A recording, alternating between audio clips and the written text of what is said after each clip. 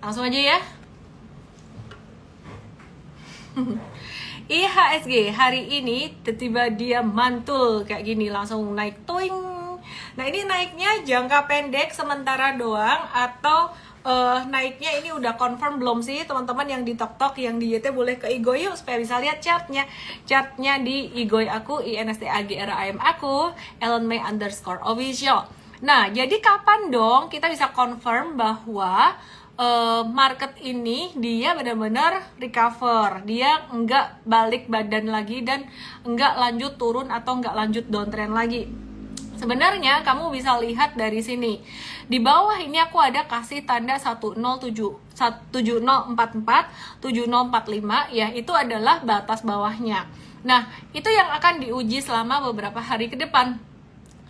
Perhatikan di sini di Igoy ya. Igoy ini ada batas 7132. Langsung aja kalau di live aku jelasin singkat, padat dan jelas. Langsung aja ya biar kamu makin paham ya. Jadi biar makin paham. Nah, teman-teman perhatikan di sini di 7132 waktu itu tuh sebenarnya udah bottoming. Nah, kalau kalian ingat, aku sempat ada bahas, thank you giftnya saya yang di TokTok, ada bahas ini ada ngebentuk pattern double bottom kecil di bawah, dan banyak saham perbankan udah ngebentuk kayak pattern U atau V gitu. Nah waktu itu kita ngelihat wah ini dia merah kecil, dia bakalan bisa ngebentuk handle naik, tapi ternyata dia lanjut turun. Jadi lihat gambarnya di Igoy ya, atau INSTAGRAM aku. Oke ya, jadi ternyata dia lanjut turun. Dengan demikian maka handle ini failed dan dia nggak jadi sideways, tapi sejak dia breakdown pada tanggal 29 November IHSG-nya jadi downtrend lagi gitu.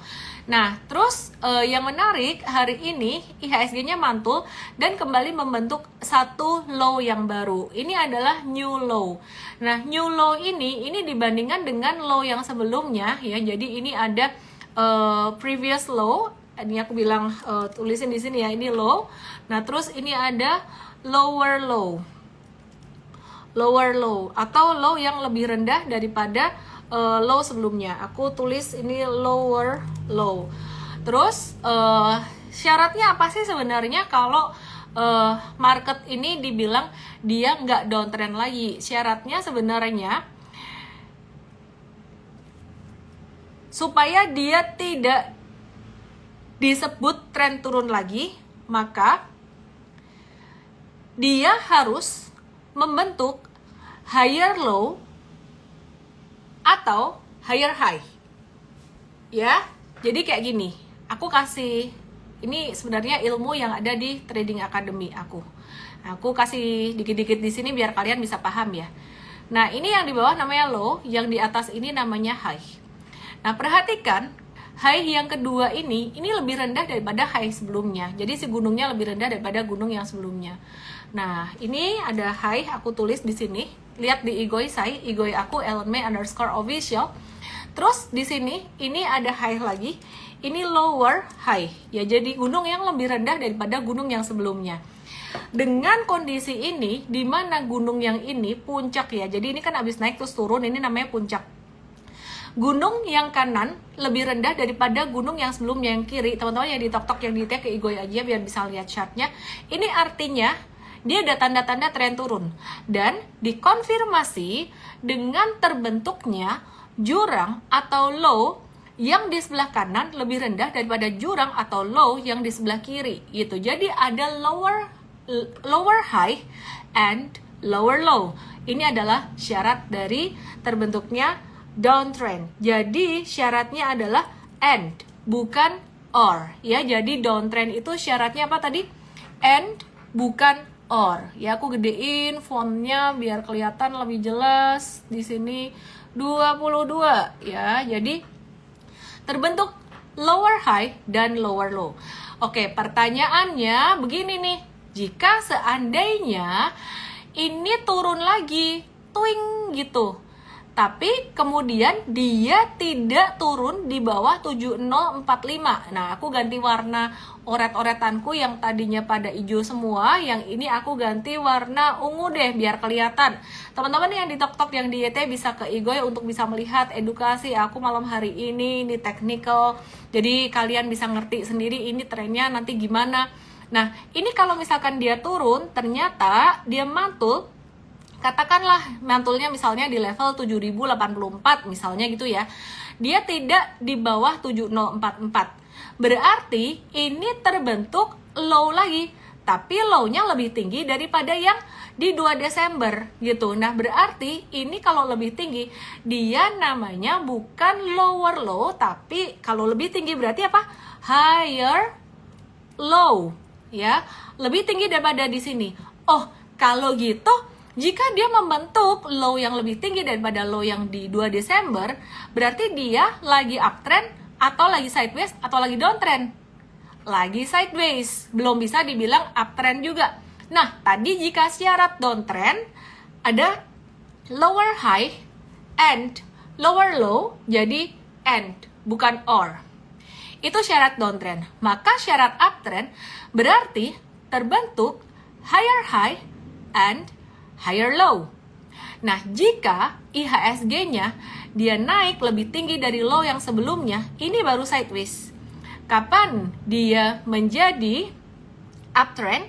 Dia menjadi uptrend jika syarat high terbentuk. Oke. High sebelumnya di mana sih?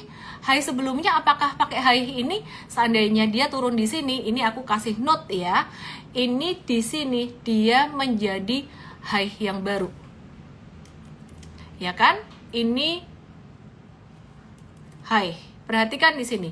Nah, kalau dia belok ke bawah, ini ada high.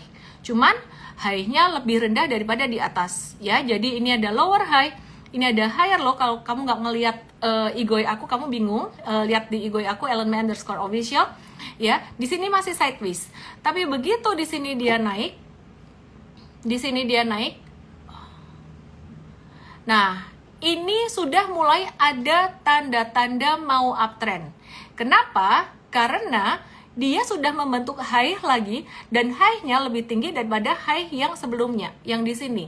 Nah, ini jadi saya tulis di sini higher high. Nah, jadi di sini higher high dan higher low. Wih, berarti sudah uptrend dong. Udah ada tanda-tanda uptrend sih.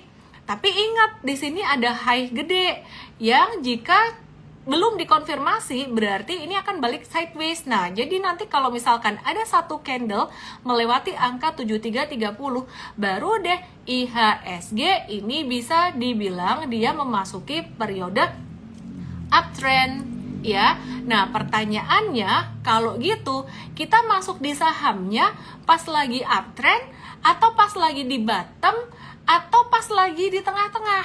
Pertanyaannya. Oke, saya mau teman-teman yang coba jawab di kolom komen. Silahkan dijawab. Saya ulang sekali lagi ya buat yang baru bergabung. Ya, jadi ciri-ciri dari downtrend terbentuk lower high, dan lower low. Alias gunungnya lebih rendah dari gunung yang sebelumnya, jurangnya lebih rendah dari jurang sebelumnya. Syarat terbentuknya uptrend adalah gunung lebih tinggi dari gunung sebelumnya dan jurangnya juga harus lebih tinggi dari jurang yang sebelumnya.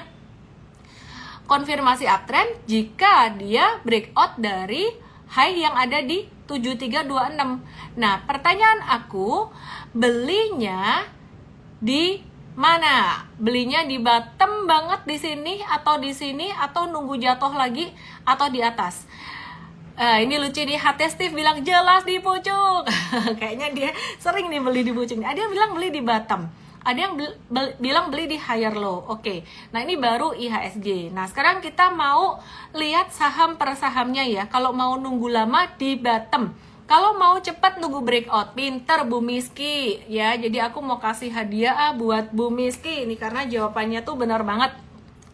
Sebenarnya kalau kamu mau sabar, jadi ada konsekuensinya. Nah, jadi ini aku suspek Bu Miski ini mungkin user M-Trade atau M-Fast ya. Aku matiin komen lagi ya. Ternyata ada yang jawabannya tuh cakep. Aku senang banget lihat jawabannya. Jadi kalau kamu mau sabar, kamu boleh nungguin pas dia jatuh lagi di bawah gitu kira-kira. Nah, kalau kamu beli di bawah itu memang cuan kamu lebih banyak, tapi sebenarnya kamu butuh waktu untuk sabar menanti kayak restoran Padang yang di Tok-Tok, yang di YT, boleh ke Igoy untuk supaya bisa lihat chartnya lebih jelas.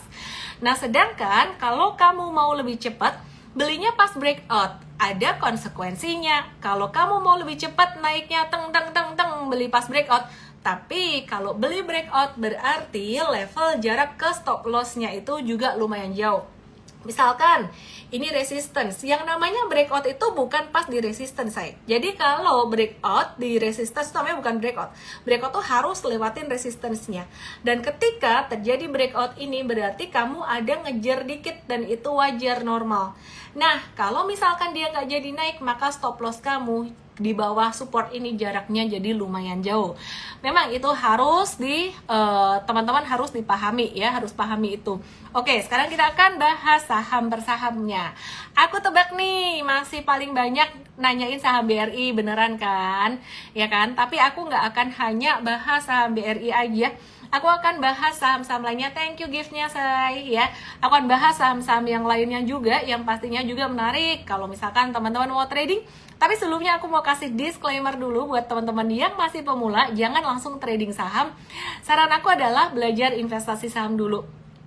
Investasi ini ada tantangannya juga. Kalau misalkan performa kamu dalam jangka pendek kurang bagus, wajarnya investasi itu kan memang menabur benih ya. Nah, jadi kalau performa kamu investasi jangka pendek kurang bagus, biasanya tuh kayak diledekin, dikatain, teman-teman yang trader yang dalam jangka pendek cuannya tuh cepat. Tenang, nanti aku akan kasih tahu tipsnya bagaimana. Tapi sebelum kita bahas tentang tips investasi biar mentalnya kuat, biar nggak stresan, tips jadi trader yang juga nggak gampang stres kalau misalkan profit taking ya, jadi berani profit taking, berani pembatasan resiko juga. Kira-kira caranya gimana ya? Aku akan update dulu tentang kondisi market hari ini dan juga aku mau update beberapa hal makro yang penting banget untuk diperhatikan. Jadi investor asing hari ini tuh udah mulai net foreign buy 796,99 miliar di pasar reguler. Dan saham yang banyak dibeli asing, ini jangan kamu beli ya. Ini ada saham film 1,27 triliun, meskipun demikian ini bukan satu indikasi untuk retail, ikutan beli ya. Terus kemudian ada saham BBCA 357,2 miliar, MRI 140,8 miliar, TLKM 120,2 miliar, dan Indofood 93,2 miliar. PMI manufaktur yang aku mau share ke kalian adalah data PMI manufaktur Amerika. Ini naik dari angka 46,5 jadi 48,4, yang kalau kalian tahu angka PMI manufaktur ini sebenarnya masih di bawah 50, masih menunjukkan kontraksi atau perlambatan perekonomian. Tapi perhatikan grafik ini. Nah, coba perhatikan grafik ini ya. Hanya ada di Igoy, langsung aja ke INSTAGRAM aku, @Ellen_official. Kenapa sih dieja? Karena Tok-Tok ini algonya agak-agak posesif gitu. Jadi kalau aku nyebut sosmed yang lain seringkali ya begitu deh. Kena warn kayak gitu-gitulah. Oke, teman-teman bisa lihat di Igoy aku. Nah, di sini ada lompatan yang lumayan signifikan untuk PMI manufaktur Amerika di bulan Oktober ke bulan November. Jadi dari bulan Oktober ke bulan November ini ada lonjakan PMI manufaktur Amerika yang signifikan. Ini gara-gara apa? Apakah dampak dari penurunan suku bunga yang langsung berasa di market, di pasar real Amerika?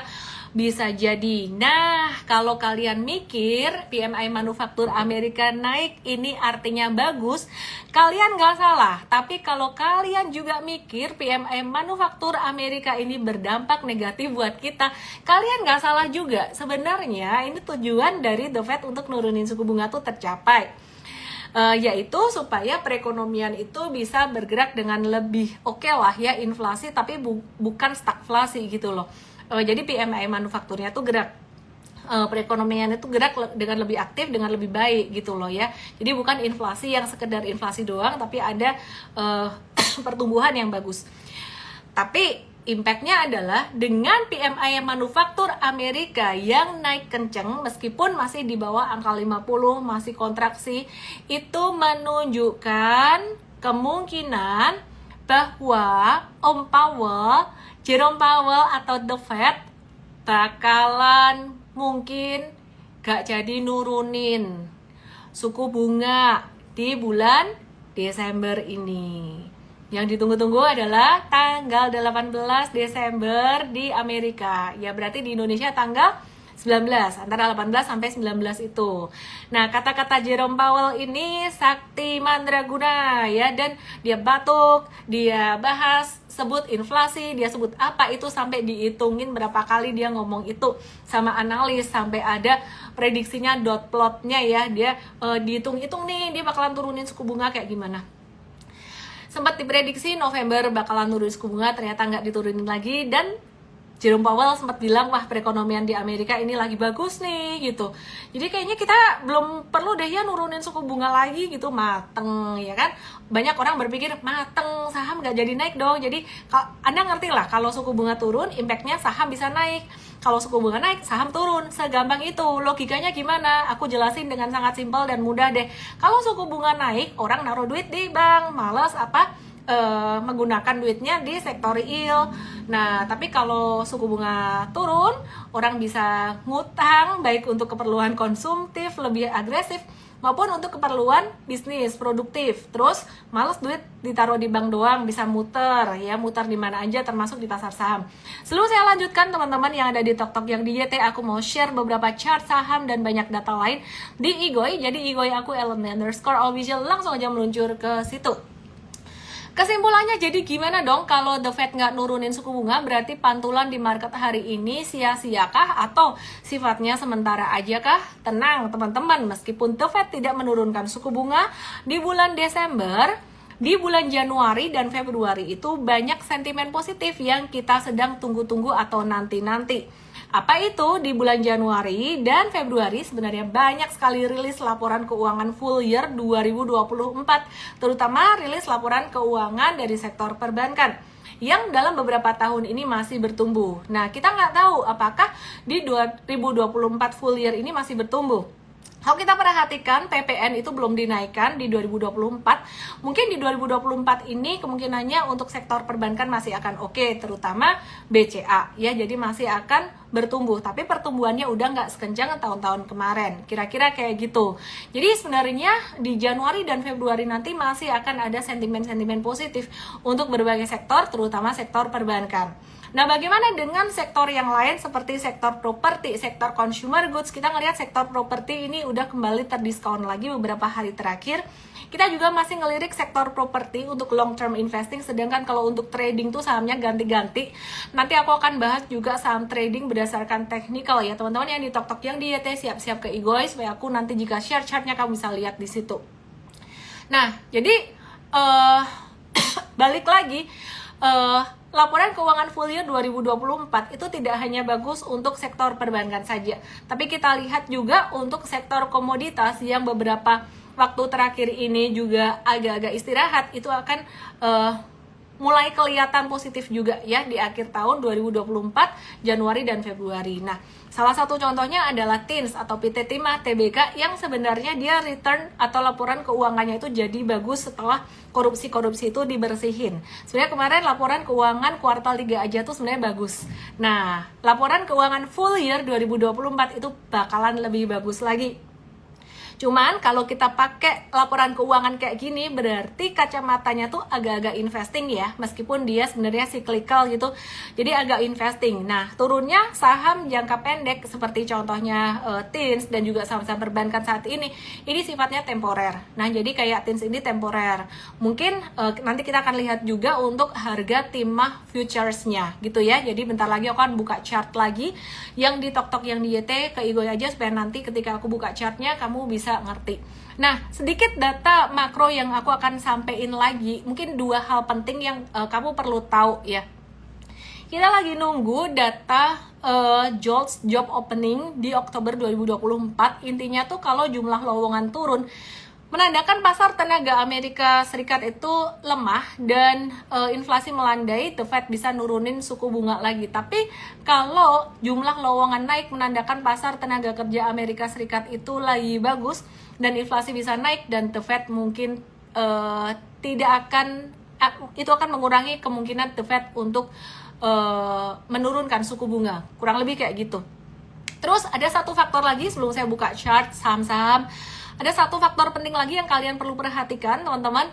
Donald Trump, ya. Ingat, Donald Trump dulu kalau nge-tweet langsung sahamnya volatile, baik di Amerika maupun di seluruh dunia, ya.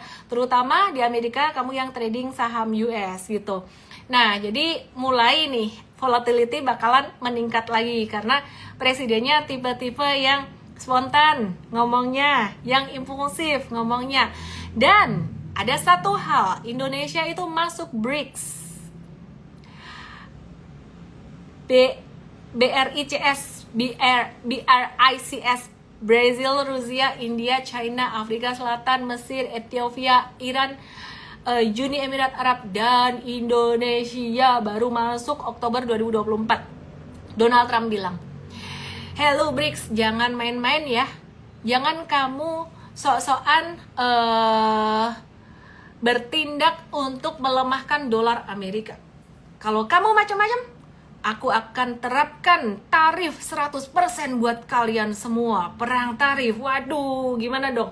Takut ini negara-negara BRICS ya. Jadi Indonesia juga pastinya ngelihat ini deg-degan juga karena Donald Trump tuh rada-rada begini. Jadi kalau dia ngomong apa pasti dijalankan.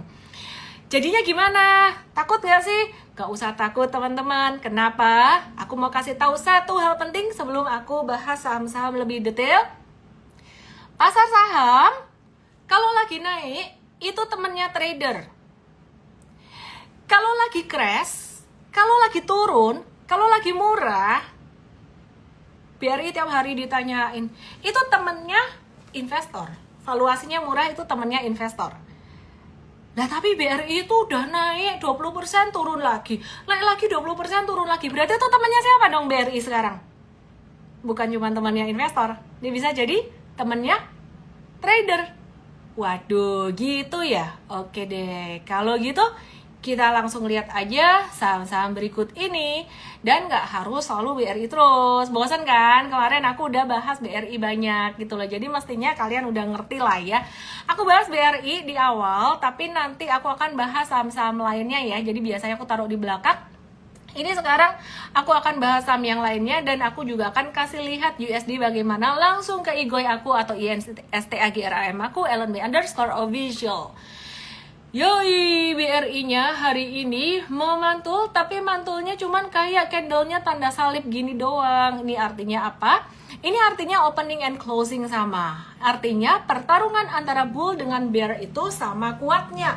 Sehingga candle itu opening and closing-nya ditutup dengan satu garis aja. Teman-teman yang ditok-tok yang detail langsung aja ke IGOI untuk bisa lihat chart ini.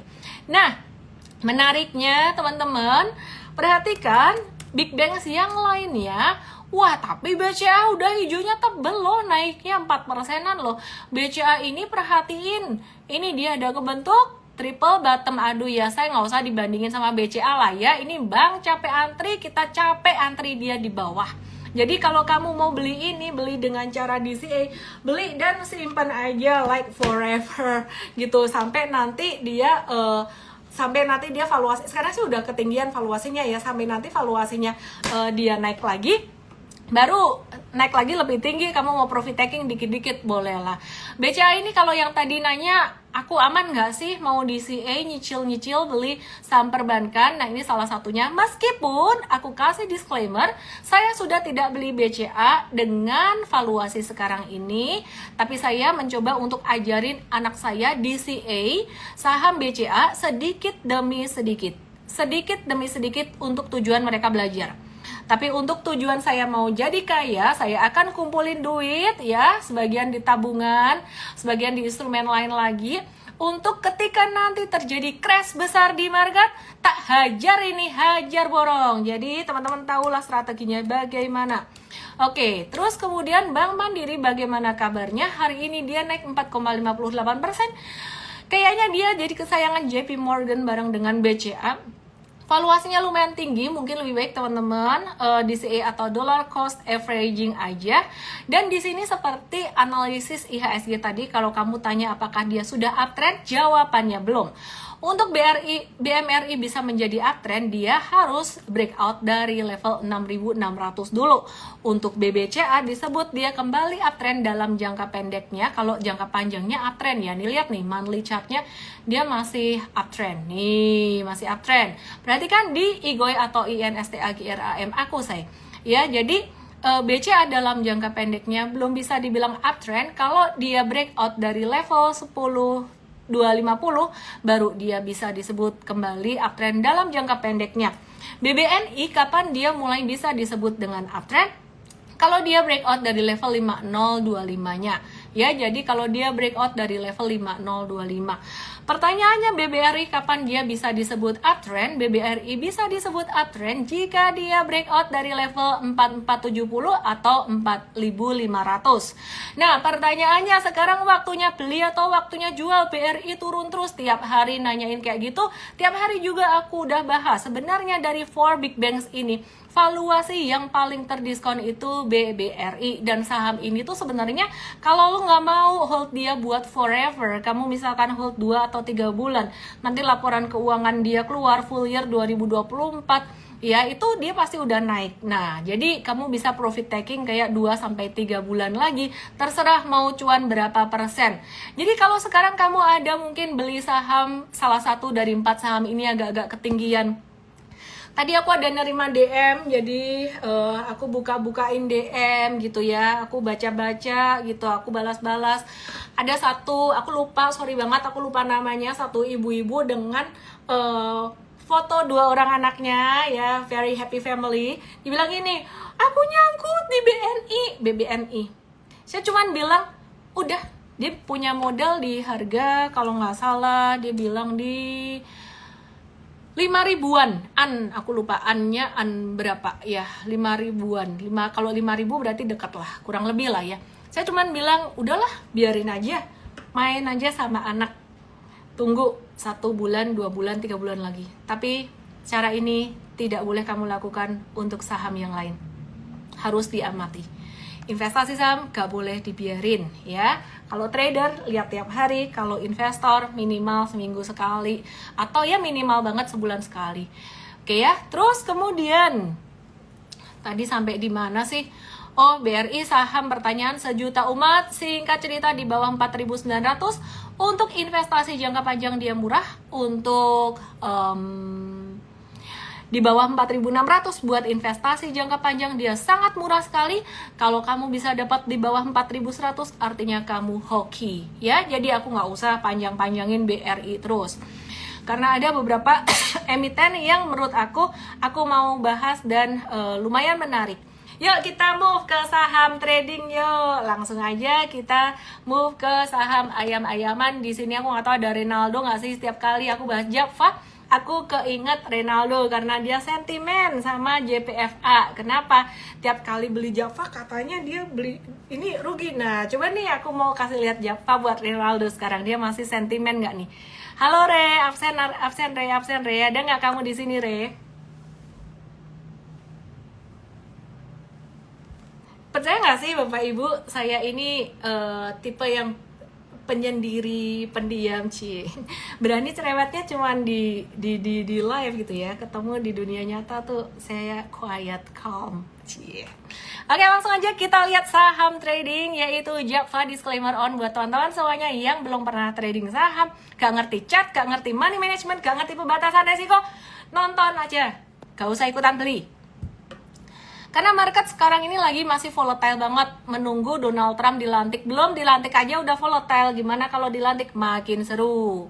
makin seru. Nanti hari Sabtu ada MV Start yang aku akan ajarin gimana sih caranya muter duit. Pakai satu cara ini, strategi super trader bisa muter duit, ada di kripto, di emas, di saham, dan banyak cara lagi. Intermarket analysis, kamu mau muter duit di dagang beras, asal ada chartnya bisa juga. Caranya gimana? Di Sabtu nanti kamu langsung aja belajar, daftarnya di emtrade.id_live emtrade.id_live. Acara ini terbatas buat teman-teman yang benar-benar mau ikut ya. Intinya slotnya dibatasin kuotanya tanggal 7 Desember jam 10 pagi ya. MTrade Start 2 ini baru, jadi judulnya salah say. Ini yang nulis tim sosmed aku, tim sosmed salah. MTrade Start judul 2 judulnya bukan Basic Trading Mastery. MTrade Start 2 judulnya adalah Trade Anything Make Easy. Tolong tim aku yang dengar ini ditulis lagi di komen ya, di question box ya. Trade Anything Make Easy. Jadi MTrade Start 2 ini webinar 2 jam gitu, bukan Basic Trading Mastery, tapi Trade Anything Made Easy. Langsung aja kita bahas saham Japfa. Yang menarik, Japfa ini secara kinerja laporan keuangannya itu positif, dengan pendapatannya dia itu naik cuma 9,33% secara tahunan, jadi 41,28 triliun, tapi laba bersihnya naik ratusan persen, 3 digit 123,69% secara tahunan, jadi 2,1 triliun rupiah, 2,1 triliun rupiah, 2,10, 2,1. Oke, nah hal ini didorong oleh seluruh segmen yang kompak tumbuh, termasuk peternakan komersial itu tumbuh juga. Selain itu faktor kinerja non-operasional, pendapatan keuangannya dia juga tumbuh 27%. Tapi, nah ini yang bikin dia cuannya naik, yaitu beban keuangannya dia turun 10,95%. Ya, beban keuangan tuh biasanya utang gitu ya. Nah, jadi meskipun secara tahunan itu ada kenaikan pendapatan, tapi secara kuartalan agak-agak turun dikit, 0,7%, dan laba bersihnya agak turun 24,2%. Ya, jadi tahunannya naik, tapi dibandingin kuartal yang sebelumnya dia turun. Terus gimana dong teman-teman yang di TokTok, yang di YT, langsung aja ke Igoy. Ini loh yang tadi cuman pengen dibahas saham BRI-nya, udah dibahas, dia nonton sebentar terus dia hilang lagi. Kalau gitu tak taruh di belakang aja besok. Aku heran loh, dari mana kalian tahu aku lagi mau bahas ini terus semua pada masuk gitu ya.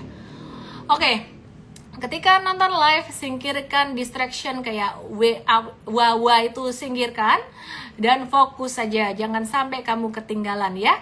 Langsung aja, mungkin ada yang ngeliat ditinggal kayak gitu ya. Oke, teman-teman coba perhatikan di sini. Ini Japfa lagi sideways dalam range 1695 sampai garis miring ini. Garis miring ini sekarang resistance-nya di 1755. Lihat di Igoy aku @ellenmay_official. Nah, tadi tuh Japfa sempat breakout dan beberapa hari kemarin dia juga sempat aktif. Support 1700 jadi sakral karena beberapa kali disentuh, dan 1680 juga lumayan sakral, beberapa kali disentuh. Jadi kalau mau kasih stop loss sebaiknya kasih jarak dikit, jangan di 1680 atau 1675-nya, abis itu nanti kamu bisa kena terus mantul lagi gitu. Nah, Japfa ini dia ada bentuk kayak bentuk flag atau bentuk pennant gitu ya. Dia breakout dari 1760-nya, dia bisa menguji level berikutnya 1830. Teman-teman yang di TokTok, yang di YT, langsung aja ke Igoy yuk supaya bisa melihat chartnya Japfa. Igoy atau INSTAGRAM aku, namanya ellenmay_official. Nah, kalau misalkan pattern ini dia breakout, first resistance akan berada di 1830. Tapi the next resistance, ada resistance besarnya dia. Ini dia disclaimer ya, jangan sampai terlalu tinggi ekspektasi, bisa gagal juga. Ini bisa gagal juga. The next resistance-nya bisa menjadi di level 2180-an ya. Jadi bisa di level 2180 untuk pattern flag-nya dia. Dan pattern kayak gini nih udah terjadi beberapa kali di Japfa. Seperti contohnya di sini dari 25 April sampai 17 Mei, ini dia ngebentuk uptrend, terus kemudian dia retrace, dia naik lagi, dia retrace lagi, retrace-nya lumayan banget sampai di bekas ini high yang di sini. Ini sebenarnya bisa dijelasin sih teman-teman ya. Ini aku jelasin ya. Kenapa? Java waktu itu sempat retrace di 26 September itu lumayan dalam, tapi dia nggak jebol di bawah level 1425 ya. Perhatikan di 1425 ini kalau Anda belajar tentang support dan resistance, perhatikan di sini. Ya ampun. Perempuan ini ya, nggak bisa berhenti ngomong gitu loh. Oke. Untung ngomongnya berfaedah. Ya, perhatikan ini yang aku kotakin, ini menjadi support ya, support. Jadi support tuh kadang-kadang nggak cuma satu garis doang, tapi bisa menjadi satu area. Di sini supportnya 1420 sampai 1465-an ini area support yang lumayan kuat. Ketahan di sini dan dia mantul lagi. Nah, kenapa support seperti ini bisa menjadi area yang kuat? Iya, dulu si big money atau hedge fund itu belanjanya di area ini. Jadi kalau dia profit taking terus, nah ini buangin barang sisa-sisa, nakutin retail, nakutin investor yang lain, mereka gak mau rugi, ya udah dibeli lagi, hajar lagi, kira-kira kayak gitu. Ya, jadi kalau kita perhatikan sekarang, apakah 1700-1680 ini bisa menjadi area yang sama? Teman-teman yang di TokTok, yang di YT ke Igoy aja supaya bisa lihat chartnya. Mohon maaf saya nggak bisa banget bagiin chart di TokTok, nanti TokTok aku jadi kena ban. Di YT aku juga susah share-nya ya. Langsung aja ke sini. Jadi apakah 1680 1700 ini area belanjaannya investor gede hedge fund ya. Aku akan kasih kotak tepatnya ini area ya, kurang lebih ya, bukan tepatnya. Sekitar 1650 sampai 1700 tuh area belanjanya mereka. Jadi kalau misalkan dia sempat jatuh waktu itu di 21 November terendah 1630 itu mantul lagi. Jadi kayak ini nakutin doang terus mereka borong lagi.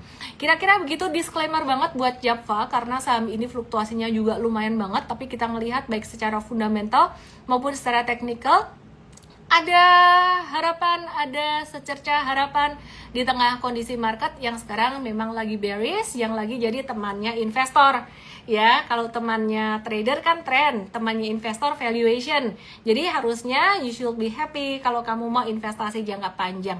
Oke, aku mau bahas saham lainnya yang juga menarik untuk trading, tapi sebelumnya seperti janji aku tadi, aku mau bahas tentang ini. Tim aku udah nulis belum ya? Thank you nih, beneran nih ya, tim aku nonton. mtrade.id _live, daftarnya di situ. emtrade.id_live. mtrade start trade anything made easy Sabtu 7 Desember 2024 jam 10 pagi. Oke. Aku mau kasih tips buat kalian yang investasi jangka panjang. Kalian mesti ngerti banget mindsetnya buat investasi jangka panjang. Jadi intinya investasi jangka panjang itu beli perusahaan, fokus jangka panjang, gak ngeliatin harga saham day per day. Kamu mesti liatin valuasi, kamu mesti ngeliatin 4 checklist ini. 1, pangsa pasar bisnis model perusahaan. 2, manajemen perusahaan. 3, profitabilitas perusahaan. Dia terakhir valuasi perusahaan. Jadi kalau ngelihat valuasi gak boleh lupa 1, 2, 3. Invest harus apal ini, investors harus apal ini ya. Jadi di e-course yang terbaru kita ada tambahin di video pertama ya.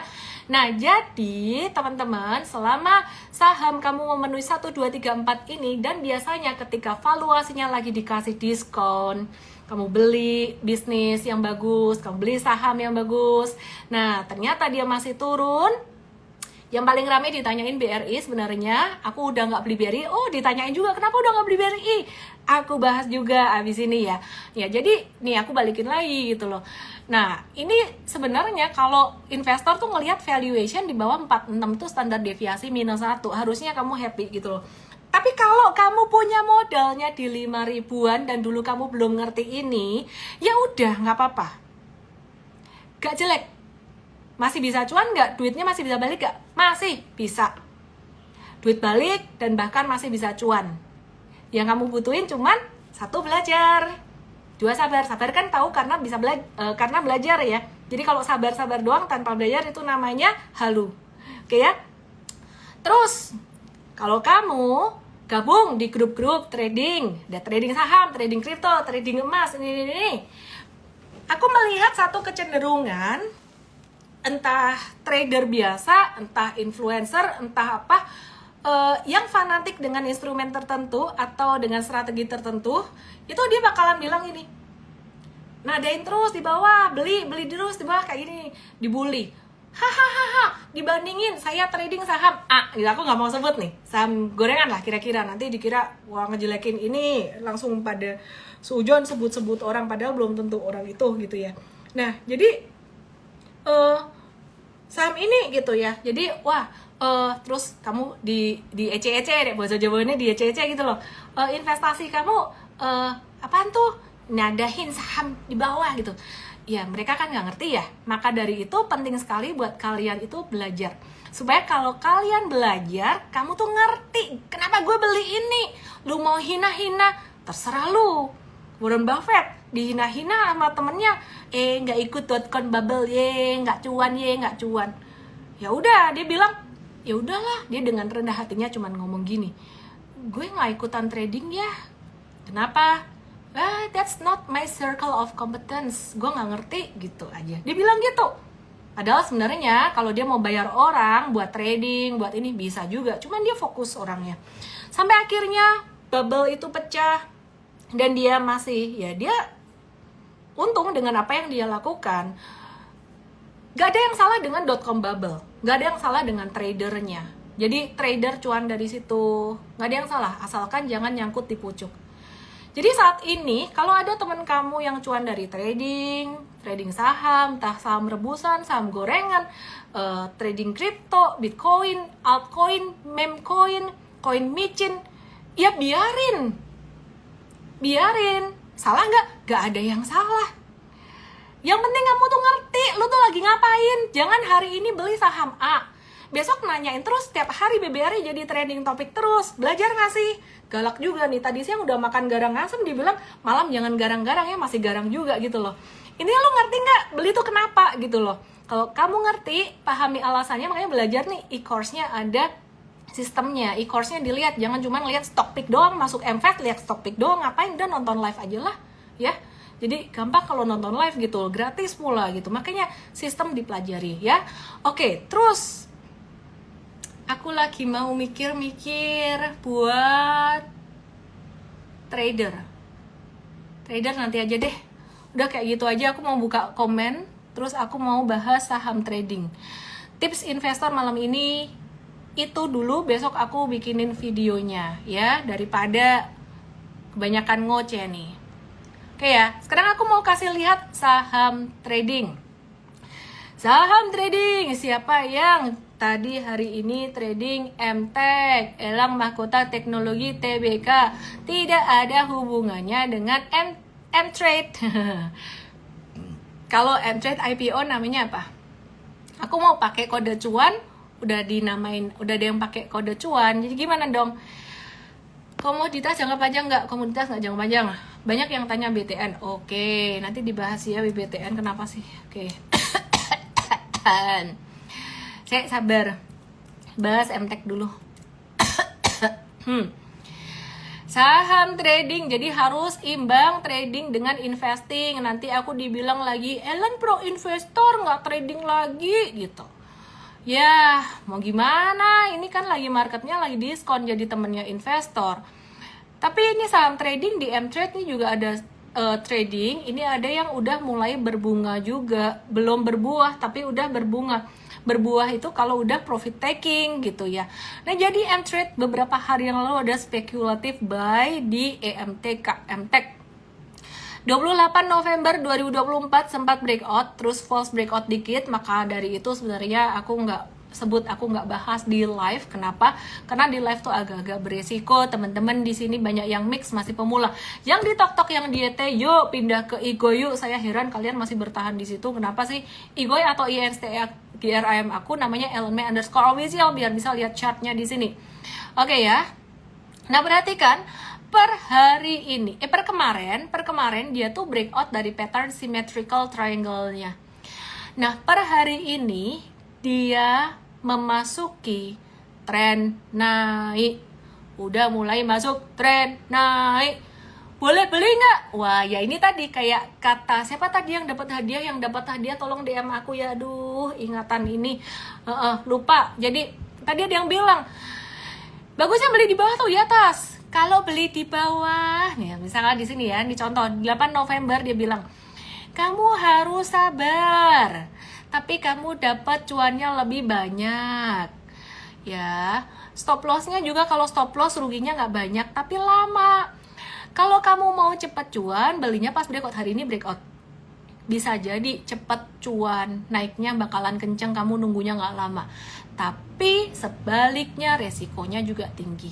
Jika breakdown, jarak ke stop loss lumayan jauh. Dan M-Trade udah masuk dari level 505.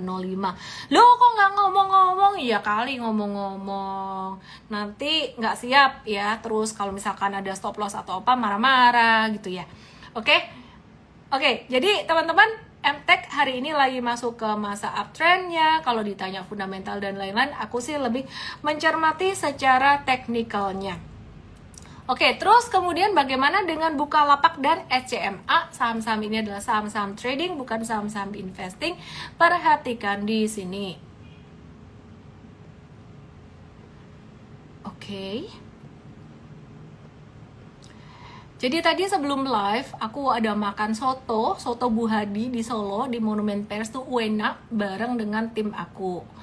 Karena lapar, aku ajak tim aku. Terus, sekarang aku udah lapar lagi. Nah, Bukalapak. Beberapa hari yang lalu, kita ada review buy di 14 November. Hari ini tadi breakout, tapi false breakout balik lagi. Beda dengan MTech. MTech-nya udah uptrend, Bukalapak masih sideways. Nah, kalau tadi teman-teman ada yang bilang tuh, siapa tuh tadi Subekte atau siapa tuh ya, dia bilang, kalau mau dapat barang murah, cuannya lebih banyak, belinya masih di bawah, berarti Bukalapak nih masih di bawah gitu loh. Tapi lu mesti nunggu lama, kadang-kadang sideways-nya tuh lama. Kalau yang udah breakout kayak MTech tadi, cuannya cepet, tapi jarak ke stop loss-nya juga jauh. Ini kalau misalkan stop loss jaraknya lebih dekat di 117 di bawah itu kan, masih lebih dekat. Kalau udah breakout jaraknya ke stop loss jadi lebih jauh. Ya namanya juga konsekuensi ya, aku cuman bisa kasih tahu itu. Dan dua saham ini resikonya lumayan tinggi. Dan kalau ditanya Bukalapak ini kapan dia akan mulai breakout, kapan mulai uptrend jika dia breakout dari 149. Ya, jadi dari 149.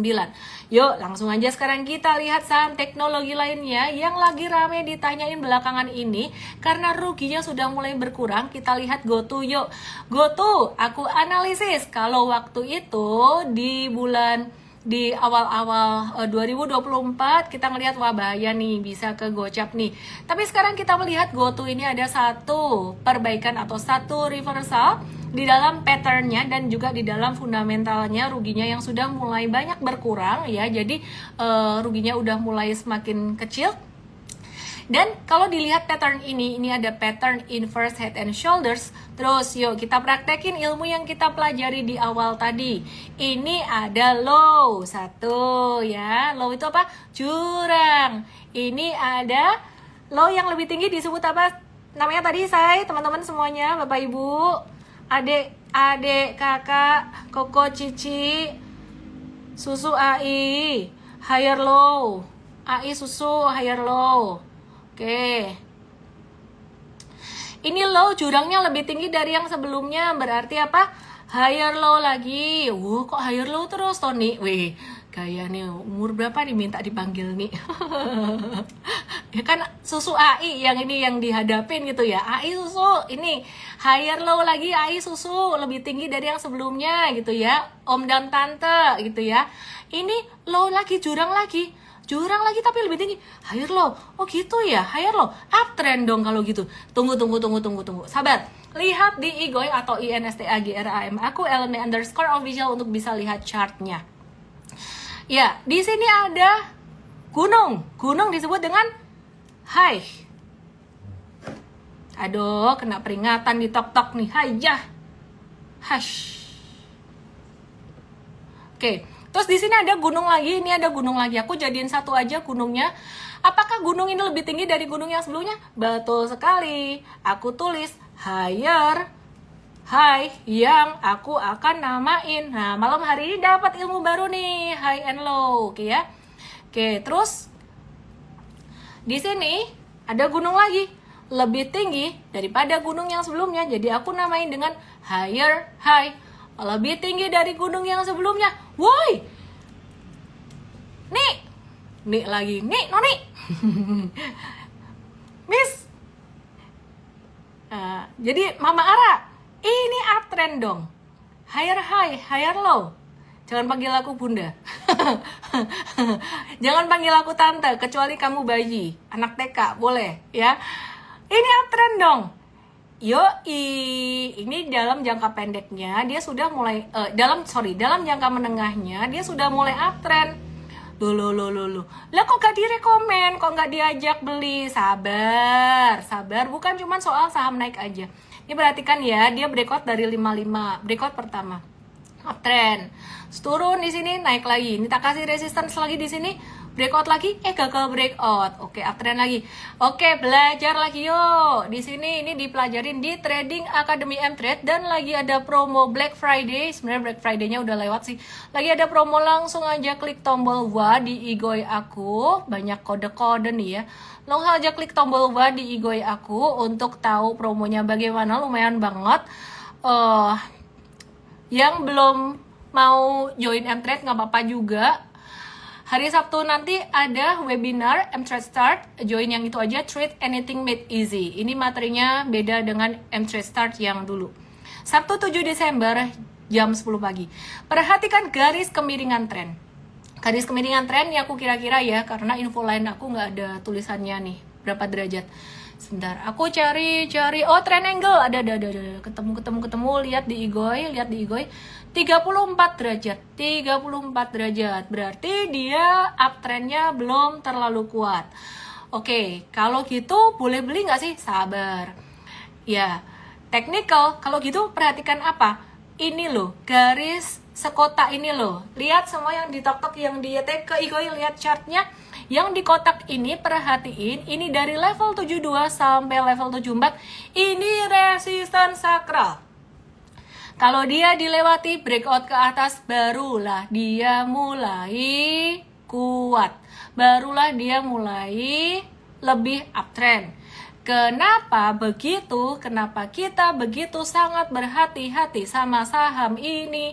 Bukan cuma ngelihat jangka pendek HHHL terus, tapi perhatikan nih kenapa sih Miss Helen ngomongnya menggebu-gebu malam hari ini? Karena kata coach M-Trade, kalau nonton live saya terus dia ketiduran kayak lalebay gitu, jadi mungkin kayak tidurnya ngimpi saya juga gitu loh. Jadi saya harus semangat ya. Ini dia sempat jatuh 90%. Aku ulang lagi, jangka pendek menengah udah mulai ada pattern bullish, inverse head and shoulders, higher high, higher low. Tapi di dalam jangka panjang banyak nyangkuters yang rugi up to 90%, sampai di bawah tuh 90%. Sehingga kita mesti jagain level resistance kuat di angka 7374. Kalau bisa breakout di sini, ini nyangkutersnya mulai berkurang. Sebenarnya kalau Anda tanya GoTo bagaimana, perjalanan GoTo ini masih panjang sekali. Size-nya gede, emiten ini size-nya cukup gede, dan kalau mau narik saham ini nggak gampang. Narik saham ini gak gampang. Nih ya, aku gambar di sini ya. Aku gambar di sini. Nih, ini dia gambarnya kira-kira bakalan jadi doing. Bisa sideways dulu, pelan-pelan. Naiknya pelan-pelan. Pelan-pelan. Loh, cocok buat investing dong kalau gitu. Bisa juga failed. HP-nya jatuh. Terlalu bersemangat.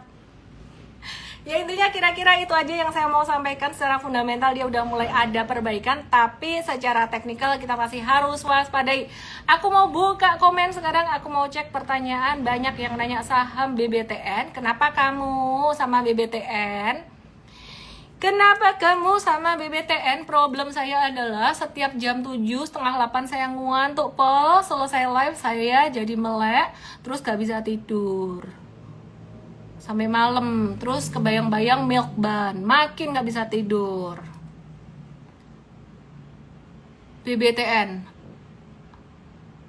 BBTN aku lupa valuasinya di harga berapa, bentar aku minta tim aku dulu ya. Valuation band BBTN, seingat aku dia undervalue juga. Valuation band BBTN, seingat aku dia undervalue, kurang lebih dia mirip-mirip kayak BBRI.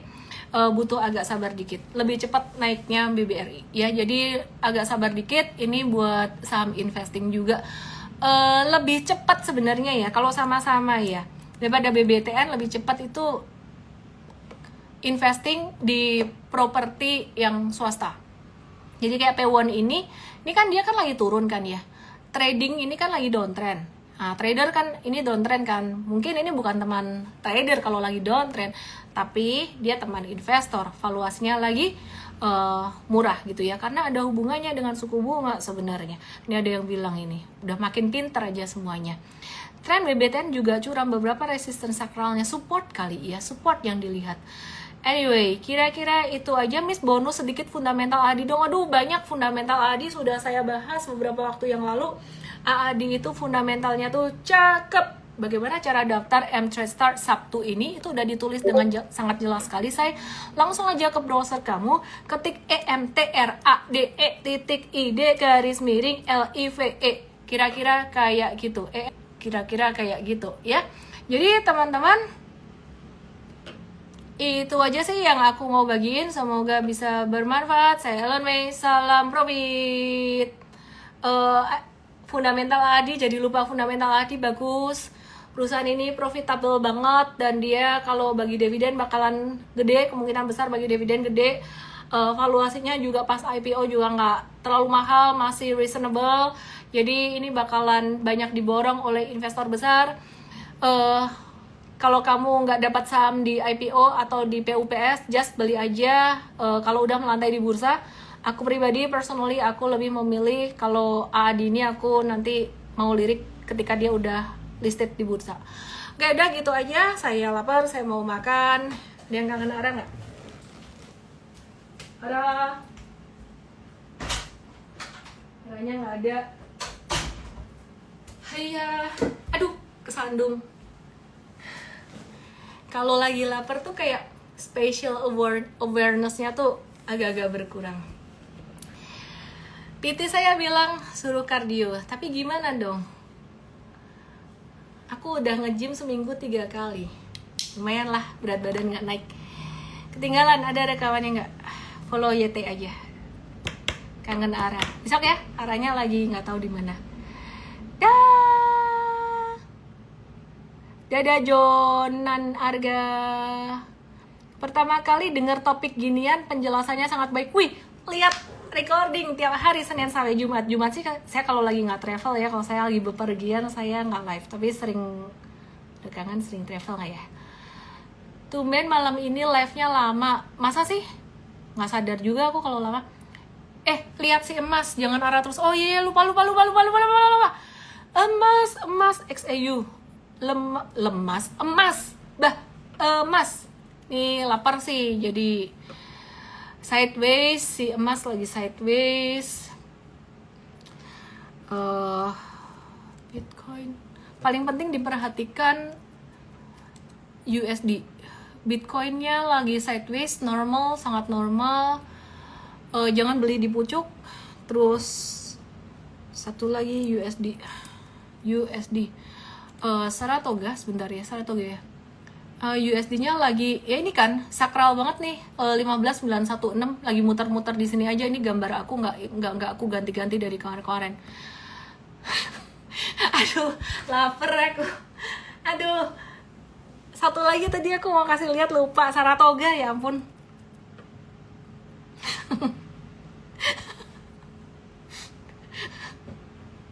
Ya ampun. Bentar. Saratoga, baca komen-komen ini lo lucu. Tumben Cici makin cantik, lu salah ngomong lo Rusdianto. Berarti biasanya saya jelek, tumben Tumben makin cantik, biasanya saya jelek loh. Hati-hati ngomong sama perempuan. Hari ini saya lagi PMS nggak sih? Saratoga breakout naik 2 hari berturut-turut. Apakah ini efek AAD atau enggak? Wes, tungguin AAD-nya aja lah. Bisa jadi pas IPO AAD malah orang-orang profit taking jadi turun, ya. Indo masuk BRICS bisa kena ikutan efek tarif Trump nggak? Belum tentu Trump ngelakuin itu. Dia ngancam kalau misalkan BRICS-nya nggak berani-berani, dia juga nggak akan lakuin itu kok, gitu loh.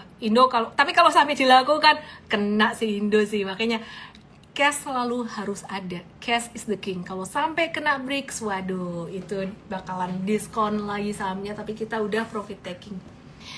Tenang. Dia belum dilantik, Januari masih banyak saham-saham yang bakalan bisa berbuah karena result laporan keuangan kuartal 4 atau full year biasanya cenderung lebih bagus daripada sentimen sebelumnya. Thank you semuanya. Psikologi trading ada chapter ilmunya sendiri. Psikologi trading itu lebih banyak ke diskusi ya. Kalau psikologi trading, aku saranin Pak Hendra kalau memang penasaran banget sama ilmu itu, ikut trainingnya Coach Rio aja, beres semua sih. Soal psikologi, soal ini beres semua sih. Jadi sejak saya, ini ngobrol santai ya, live aku udah kelar ya by the way ya. Nih mic-nya udah ditaruh, mic tidak berguna, ini sebenarnya bukan masuk nih, cuman buat ngelem baju biar nggak gerak-gerak, ya ampun. Kamu ikut Coach Rio punya ini Cesario apa ya, Coco Healing. Nah sejak saya ikut itu ya jadi lebih chill. Jadi kalau di kantor ada tim yang melakukan kesalahan, nggak kayak dulu aku bisa kayak gemes, anak nggak nurut gemes. Kalau suami nggak bisa dibilang nggak nurut ya. Kalau suami lagi ngapain, maunya aku ngapain nggak diturutin atau gimana tuh bisa kesel gitu loh. Kalau sekarang ya jadi rodok kopla lah. Mungkin kalian jadi ngerti lah ngelihat dari aku live juga, lebih chill. Intinya lebih happy, itu aja ya. Ya, jadi just ikut aja si Coco Healing. Oke? Kontrol emosi. Enggak ngontrol juga. Miss nggak tega ninggalin kita ya? Enggak sih. Tega aja sih. Dadah. Jadi nggak perlu dikendaliin emosi itu, tapi kamu bisa chill tanpa kamu harus gemes kontrol gitu loh. Enak kan hidup kayak gitu. Belajarnya sama Coach Rio Coco Healing ya. Dadah. Jangan lupa ya kalau ke dia bilang tahu dari saya, tahu dari Miss Ellen May. Oke, good night.